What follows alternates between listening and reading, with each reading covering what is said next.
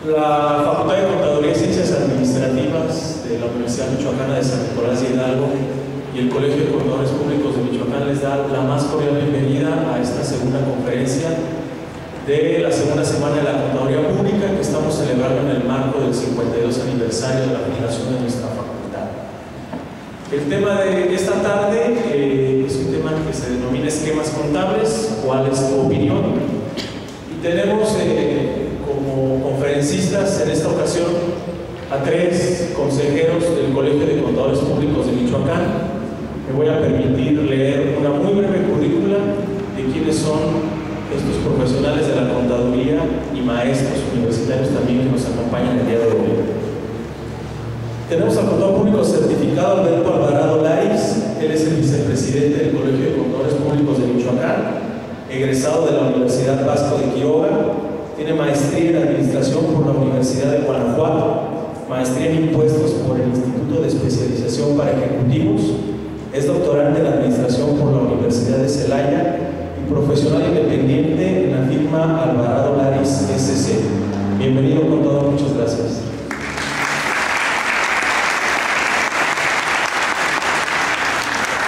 También se encuentra con nosotros el contador público certificado Gabriel Gutiérrez Arreola. Él es egresado de la Facultad de Contabilidad y Administración, hoy Facultad de Contaduría y Ciencias Administrativas. Tiene maestría en Impuestos por el Instituto de Especialización para Ejecutivos, maestría en Seguridad Social por TEGRA. Es socio y director de Gutiérrez y Gutiérrez Auditores y Consultores. Además, es miembro del Consejo Directivo del Colegio de Contadores y es el presidente de la Comisión de Seguridad Social CROSS del Instituto Mexicano de Contadores Públicos de la región Centro-Occidente. Gabriel, bienvenido, muchas gracias.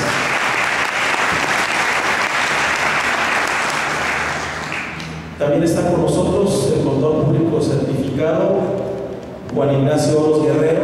Es egresado de esta Facultad de Contaduría y Ciencias Administrativas, diplomado en Auditoría y diplomado en Fiscal por el Instituto Mexicano de Contadores Públicos. Es consejero también del Colegio de Contadores Públicos como tesorero, socio director y director del corporativo Oros y Compañía SC, y es el presidente de la Comisión Sector Empresas de la región Centro-Occidente del Instituto Mexicano de Contadores Públicos. Juan Ignacio, bienvenido, muchas gracias.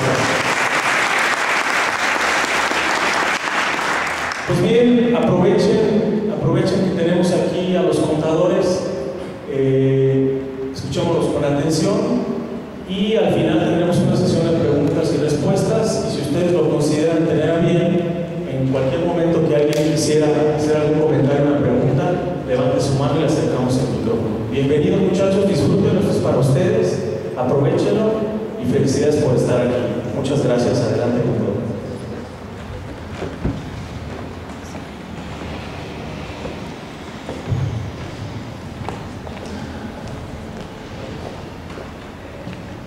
Buenas tardes, gracias Robert por la presentación. Pues me tocó iniciar, jóvenes.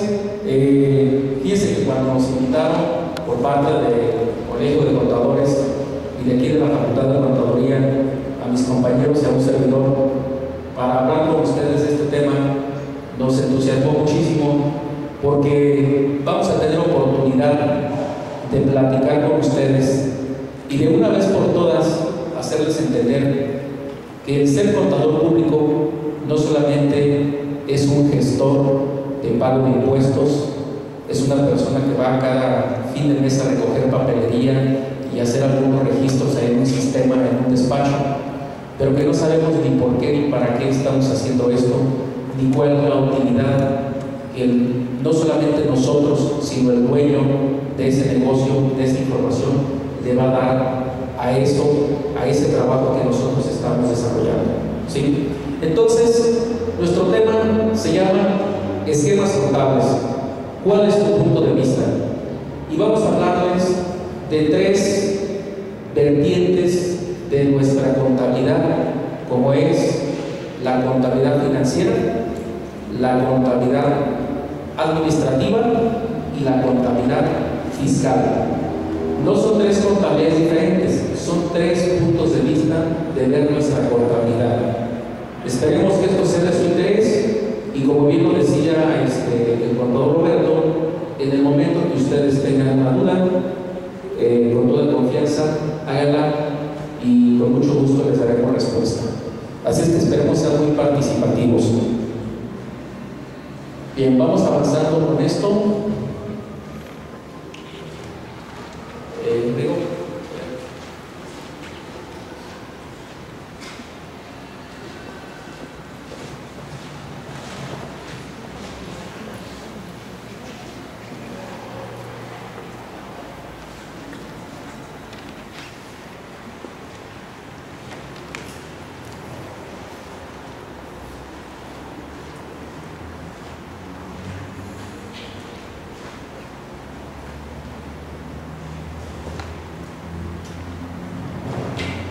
Bien, en primera instancia, aun y cuando sabemos que ustedes ya se saben de memoria desde el bachillerato la definición de contabilidad, vale la pena que la recordemos para entrar en materia. Dice, la contabilidad es una técnica que se utiliza para el registro de las operaciones que afectan económicamente a una entidad y que produce sistemática y estructuradamente información financiera.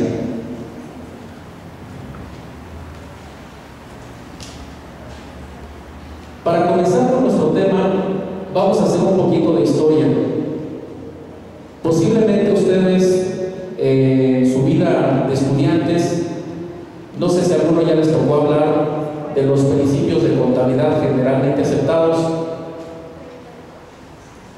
Los principios de contabilidad generalmente aceptados eran las reglas o las normas contables que utilizábamos para generar información financiera en nuestro México hasta el 31 de diciembre del año 2005. Estas reglas o estos principios de contabilidad fueron emitidos por la Comisión de Principios de Contabilidad, dependiente del Instituto Mexicano de Contadores Públicos, más o menos en las inmediaciones del año de 1960. Desde 1960 hasta el año 2005, para generar información financiera, nos apoyamos en los principios de contabilidad generalmente aceptados. Pero bueno, yo creo que me acerco un poco más acá, ¿verdad? Vean la definición de principios de contabilidad. Son un conjunto de reglas generales y normas que sirven de guía contable para formular criterios referidos a la medición del patrimonio y a la información de los elementos patrimoniales y económicos de un ente. Los principios de contabilidad generalmente aceptados constituyen parámetros para que la confección de los estados financieros sea sobre la base de métodos uniformes de técnica contable. ¿Por qué son necesarios o por qué eran necesarios los principios de contabilidad? Para no dejar al libre albedrío del elaborador de los estados financieros precisamente los criterios con los cuales eran elaborados. Ustedes han de saber que como contadores, todos nosotros, cuando estamos en Tijuana, Baja California, y vemos unos estados financieros, estamos aquí en Morelia, Michoacán, nos vamos a Monterrey, Nuevo León, nos vamos a Veracruz, nos vamos a Mérida, Yucatán.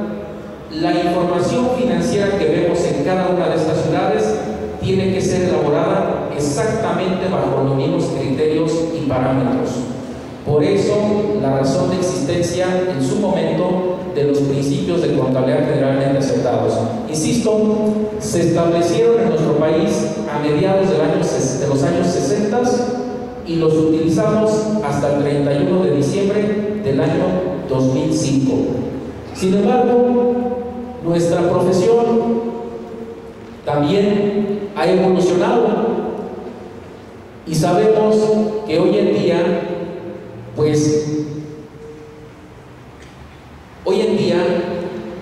nos movemos en mercados globales, nos movemos en economías globales. Por consiguiente, la contabilidad no puede quedarse a la saga. Es por ello que a partir del año 2006 surgen las normas de información financiera, o con sus siglas NIF. Las NIF son emitidas por el Consejo para el Desarrollo de las Normas de Información Financiera. Este organismo se le denomina CINIF, organismo creado en el año 2002, cuyo objetivo es lograr la convergencia con la normatividad contable internacional. Es decir, no solamente vamos a ser preparadores de estados financieros para ser utilizados aquí en nuestro país, aquí en México. Tenemos que elaborar estados financieros para que los mismos puedan ser analizados e interpretados en otros países. ¿En cuáles? Pues en todo el mundo, principalmente con aquellos con los que nuestro país tenga acuerdos comerciales o tenga tratados de libre comercio. Entonces, por eso el surgimiento de las normas de información financiera, y dejamos atrás los principios de contabilidad generalmente aceptados. Sin embargo, no se puede hacer un cambio de manera repentina. El CINIF establece un periodo de algunos años, concretamente 6 años, para efectos de ir adaptando las normas de información financiera para la elaboración de los estados financieros en nuestro país. Y aquí viene una definición de por qué el surgimiento de estas normas. Dice: el uso de diferentes normas para la preparación de información financiera y principios contables en los diferentes países ha tenido efectos adversos en los flujos de capital en general, en los costos asociados con la preparación de información para las bolsas de valores de los diferentes países y en la exposición al riesgo de inversionistas derivada de la confusión al interpretar los estados financieros. Estas tendencias llevan hacia el desarrollo de una serie de normas globales de contabilidad, denominadas Normas Internacionales de Información Financiera. Ya no NIF, sino ya le ponemos una I adicional, NIF, o en su defecto, su denominación o sus siglas en inglés, IFRS, que si lo queremos decir elegantemente un poco fresa, diríamos IFRS. ¿Sí? Acostúmbrense a que a partir de ahora no solamente vamos a hablar de normas de información financiera, sino también de normas internacionales de información financiera. ¿Sí? Insisto, ¿por qué el surgimiento de las normas de información financiera? Porque la información preparada en México tiene que analizarse no solamente por inversionistas, por clientes, por proveedores, por acreedores, por el sector financiero establecido en México. Se tiene que analizar muchas veces también por otras entidades del extranjero, por otros países. De tal suerte que el Consejo de Normas Internacionales de Contabilidad, o denominado también como IASB, por sus siglas en inglés, International Accounting Standards Board, el IASB es el organismo internacional equiparable al CINIF, que es aquí en México. El Consejo para el Desarrollo de Normas de Información Financiera aquí en México se denomina CINIF. El organismo o el comité que desarrolla normas internacionales de contabilidad se denomina IASB. El IASB promueve el uso de las NIF en la elaboración de estados financieros con propósitos de información general y otra información financiera. ¿A qué se refiere esa otra información financiera? Comprende información suministrada fuera de los estados financieros que ayuda a una adecuada interpretación de un conjunto completo de estados financieros o mejora la capacidad de los usuarios para tomar decisiones económicas eficientes. Muchas veces en el salón de clase nuestros profesores nos han dicho: los estados financieros presentan números, los números son fríos, los números nos pueden decir la posición económica que tiene la entidad o que tiene la empresa, pero no nos dicen cómo llegaron esos números. Entonces muchas veces se requieren análisis adicionales con herramientas, con normatividad adicional a la que utilizamos para la preparación de estados financieros para poder hacer una adecuada interpretación. En el año 2005, el CINIF hizo público un compromiso, el de lograr la convergencia de las normas de información financiera mexicanas, las NIF, con las AFRIs, con las normas internacionales de información financiera. Es decir, recapitulamos, a partir del 1 de enero del 2006 comenzamos a utilizar normas de información financiera, pero normas de información financiera mexicanas. Cambiamos de los principios de contabilidad a las normas de información financiera.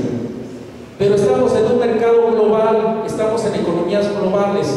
Entonces ahora esas normas de información financiera hay que equipararlas a la normatividad internacional. Por eso hablan de la convergencia. El término convergencia es coincidir en un mismo punto, hacerlo igual o equiparable. A eso se refiere el término convergencia. No se refiere a un partido político. Dice, ¿por qué sí a una adopción irrestricta? Porque las IFRS serán un lenguaje contable mundial. Es decir, el CINIF primeramente apostó por tener convergencia en las normas de información financiera, pero de pronto cambiaron y dijeron, ¿sabes qué? Si vamos a cambiar nuestras normas de información financiera y equipararlas a las normas internacionales, pues mejor, ¿para qué trabajamos tanto? Mejor cambiémonos a la normatividad que ya existe, a las normas internacionales de información financiera, que son las AFRs.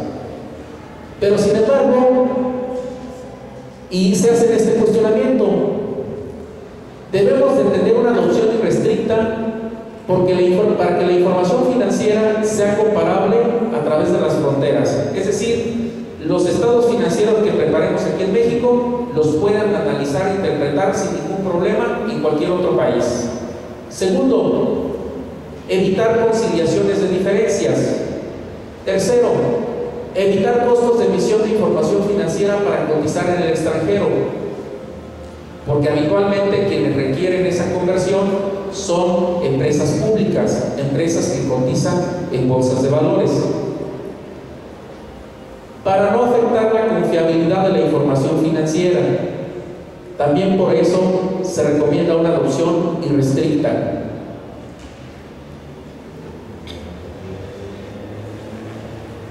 Bajo esta filosofía de convergencia, entre el año 2005 y el año 2010, el CINIF emitió los siguientes documentos. Emitió 32 normas de información financiera. Emitió 19 interpretaciones a las normas de información financiera y emitió 2 orientaciones en las normas de información financiera. Bueno, pero yo estoy hablando de normas de información financiera. ¿Y qué son las normas de información financiera? Las normas de información financiera, acuérdense que van integrados primero por un marco conceptual, que están indicadas por el índice A en esas normas, el marco conceptual, donde nos habla precisamente de lo que antes eran los principios de contabilidad, como son las normas de entidad, de comparabilidad, de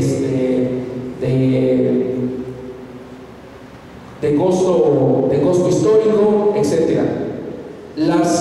Los boletines o normas de la serie B nos hablan de la preparación de estados financieros básicos o especiales, y las normas de información financiera de la serie C nos hablan de criterios particulares de las normas de información financiera, es decir, cómo vamos a presentar el efectivo, cómo vamos a presentar las cuentas por cobrar, cómo vamos a presentar los inventarios, cómo vamos a presentar los inmuebles, maquinaria y equipo en los estados financieros. Esas son las normas de información financiera. Hasta entre los años 2005 y 2010 se habían emitido 32 normas. Oye, pero 19 interpretaciones. ¿Por qué? Precisamente porque la normatividad existente en México, tanto financiera como legal como fiscal, es diferente a la normatividad existente en otros países. Entonces se tienen que hacer documentos adicionales denominados interpretaciones. Asimismo, la situación de las orientaciones, ¿sí? Decíamos nosotros aquí, una adopción, me regreso un poquito,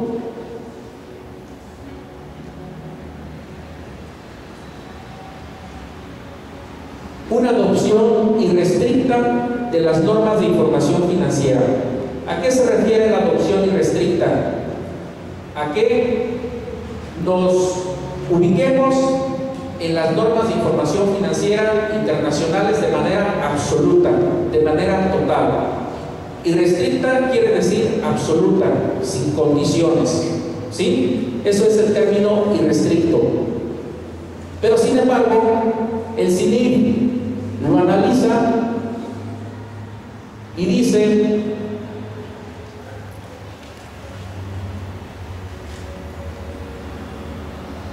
hace una reflexión y dice convergencia o adopción irrestricta. ¿Y por qué no? ¿Por qué no una adopción irrestricta? Ya nos estamos arrepintiendo. Y dice, ¿por qué no podemos hacer una adopción irrestricta? Porque las EIFRAs no se adaptan plenamente a nuestro entorno económico y legal. Es decir, los aspectos legales, los aspectos financieros, los aspectos fiscales de aquí de México no son los mismos que en Estados Unidos, no son los mismos que en Brasil, no son los mismos que en Argentina, que en España, que en Francia, etc. Entonces, va a ser muy difícil que nosotros nos adaptemos a las normas internacionales. Vamos a tener que estar emitiendo recomendaciones, orientaciones, ¿sí? Otra, hay diferencias de criterios entre el IASB y el CINIF. Los organismos que se encargan de elaborar las normas de información financiera, como es el Comité Internacional, el IASB, como es el Comité Mexicano, que es el CINIF, hay diferencias de criterios. Otra, hay normas de información financiera o parte de estas que no están incluidas en las normas internacionales de información financiera y no se nos va a permitir incluirlas por el siguiente concepto. México no tiene ni voz ni voto en las decisiones para el desarrollo y para su emisión. Es decir, no entramos al club de Toby todavía del IASB para poder tener injerencia en la emisión de normas internacionales de información financiera.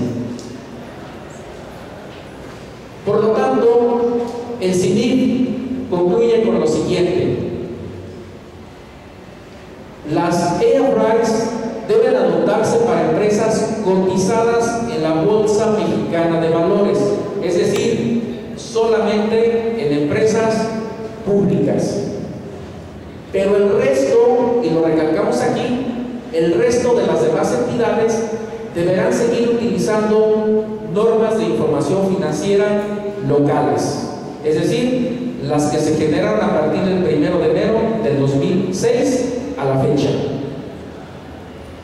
Y para fortalecer esto, en paralelo, la Comisión Nacional Bancaria y de Valores estableció en enero del 2009 el siguiente requerimiento.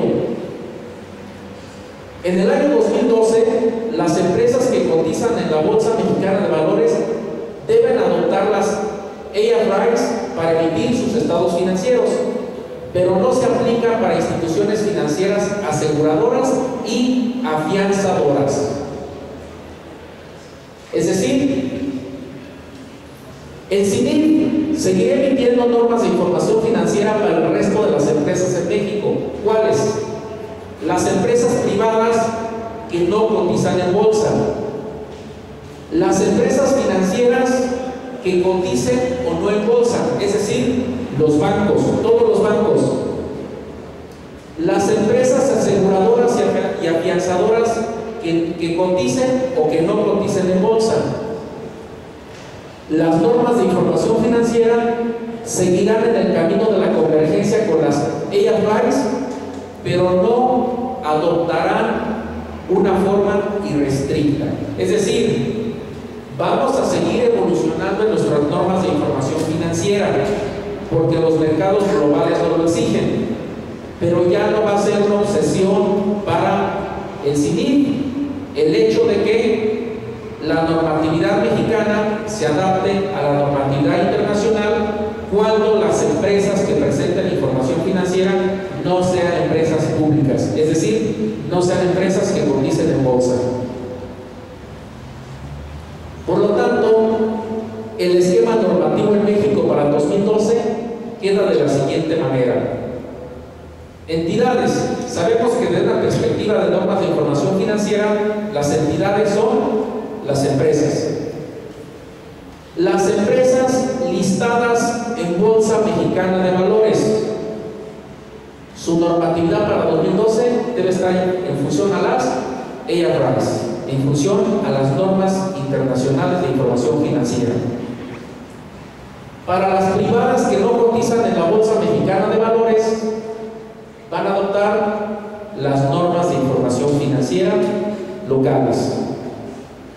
Para el sector financiero que cotice o no cotice en bolsa, va a adoptar las normas de información financiera locales más los criterios que le establezca la Comisión Nacional Bancaria de Valores, que es el organismo que la regula.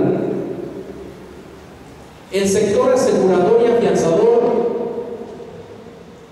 va a adoptar las normas de información financiera más los criterios también que emita la Comisión Nacional de Seguros y Fianzas. Y por último, las empresas con propósitos no lucrativos, como es el caso de la Universidad Michoacana, como es el caso del Colegio de Contadores Públicos de Michoacán, van a adoptar las normas de información financiera.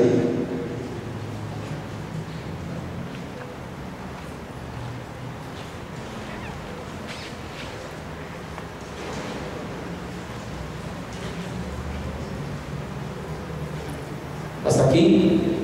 ¿Alguna pregunta? ¿No? Somos buenos alumnos, por eso están aquí, estudiosos. Bien, entramos a un tema menos árido, más entendible para todos. Tipos de contabilidad. Contabilidad pública y contabilidad privada. Contabilidad pública es aquella que llevamos a cabo en entidades gubernamentales de todos los sectores, federal, estatal, municipal, así como organismos descentralizados o desconcentrados. Ahí está establecida la contabilidad pública. Y la contabilidad privada corresponde al grueso de todas las demás entidades las cuales están obligadas a llevar una contabilidad. Y a su vez esta contabilidad privada se subdivide en varios tipos de contabilidades. Ahí los tienen, y con mis compañeros Alberto y Gabriel nos estamos enfocando en los tres conceptos que están ahí resaltados con letra más grande: contabilidad financiera, contabilidad fiscal y contabilidad administrativa. Me toca primero hablar porque precisamente de la contabilidad financiera emanan todas las demás, son la base, ahí están los fundamentos.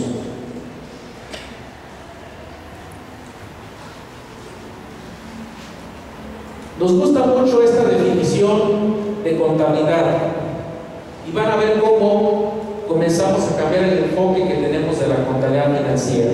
Dice: la necesidad de presentar estados contables para terceros, esos terceros pueden ser accionistas, inversores, entes reguladores públicos, etc.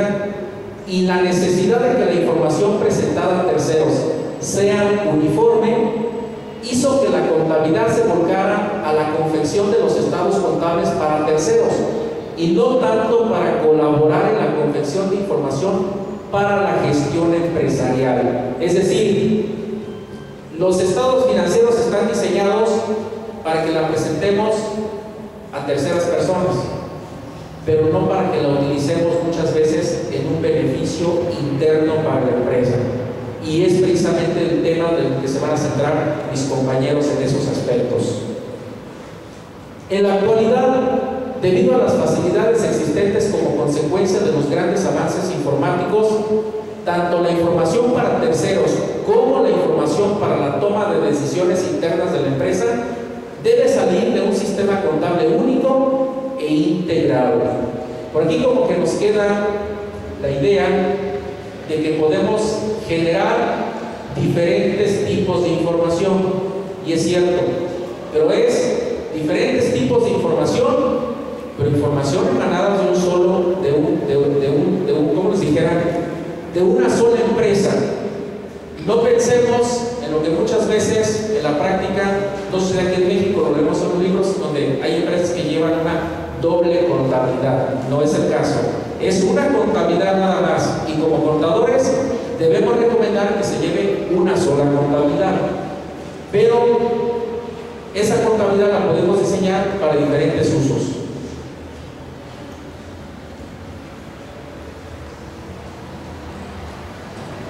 Viene nuevamente la definición de contabilidad, recalcándola, sobre todo para los que acaban de llegar. La contabilidad es una técnica que se utiliza para producir sistemática y estructuradamente información cuantitativa expresada en unidades monetarias de las transacciones que realiza una entidad económica y de ciertos eventos económicos identificables y cuantificables que la afectan, con el objeto de facilitar a los diversos interesados el tomar decisiones en relación con dicha actividad económica.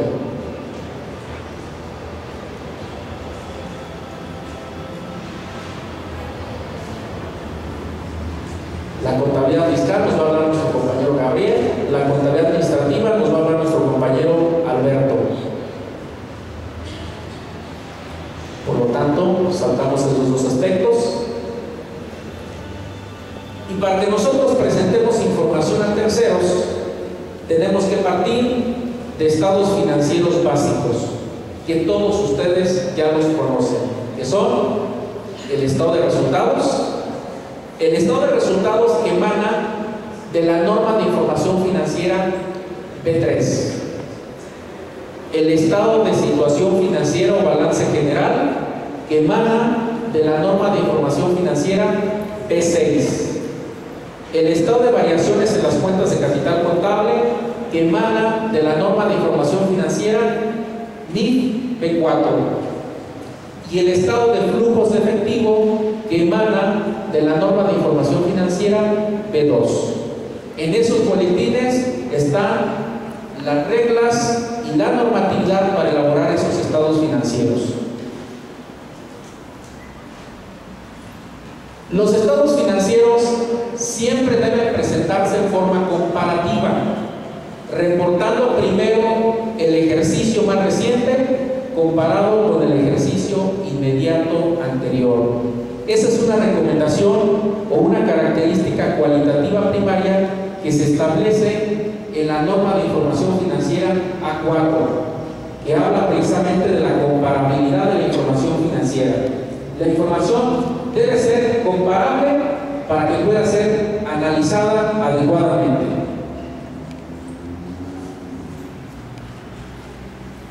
Todos ya sabemos que el estado de resultados es un estado financiero dinámico que nos presenta información financiera por un periodo determinado. Acuérdense que cuando presentamos un estado de resultados siempre decimos estado de resultados por el periodo comprendido del 1 de enero del 2011 al 31 de diciembre del 2011, o del 1 de enero del 2012 al 31 de octubre del 2012. Siempre lo hacemos por un periodo determinado, ¿sí?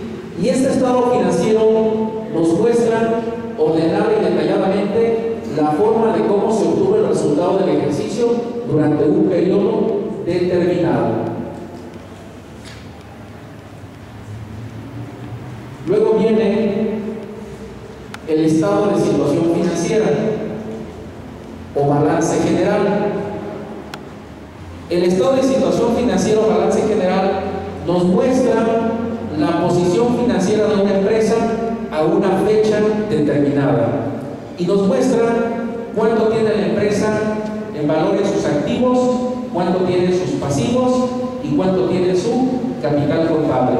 Recuerden que el activo son los bienes y derechos que tiene el accionista o el empresario.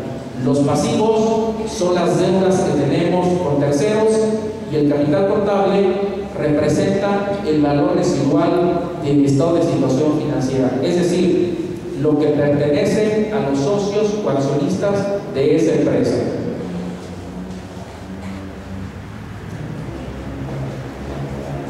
El estado de variaciones en las cuentas de capital contable. Muchas veces lo utilizamos poco. A veces en la práctica creemos que los estados financieros solamente son dos: el estado de resultados y el balance general. Pero también es un estado financiero importante, porque este estado financiero es un estado financiero también dinámico que nos muestra los movimientos de aportaciones y retiros de capital que hicieron los socios accionistas en un determinado periodo, así como las utilidades obtenidas y los dividendos o retiros de utilidades efectuadas por los socios o accionistas. Este es un estado financiero también muy importante.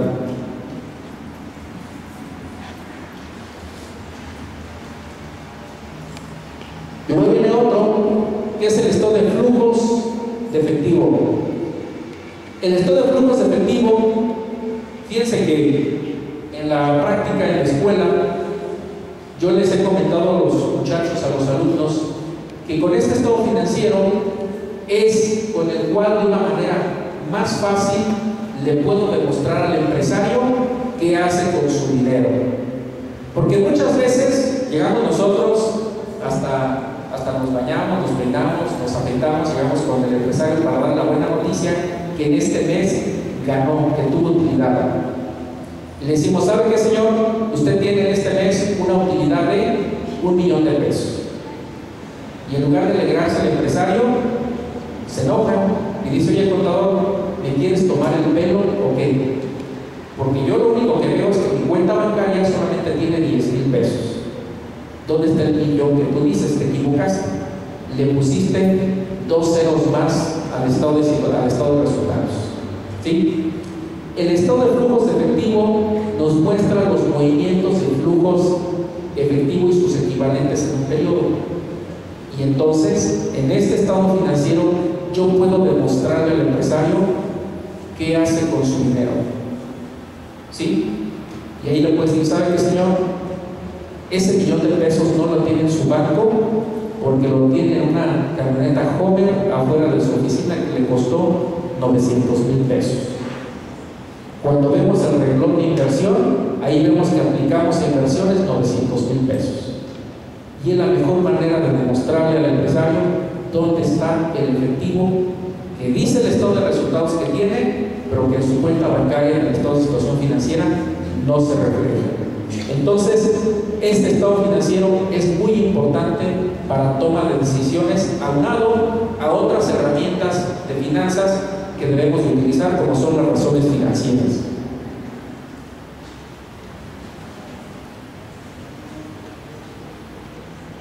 Para hacer este estado financiero existen dos métodos: el método directo y el método indirecto. En la práctica, si es una empresa muy voluminosa, yo les recomiendo que lo hagan con el método indirecto, nos complicamos menos la existencia. El método directo es el método más largo, pero que nos reviste mayor complicación. ¿Por qué? Porque tenemos que relacionar absolutamente todos los movimientos de flujo de efectivo que hicimos en el periodo, cuando el indirecto solamente lo hacemos a base de diferencias, que seguramente en la práctica, ya en las aulas, sus maestros de contabilidad les han hecho hacer unas balanzas de comprobación, sacan variaciones de un ejercicio a otro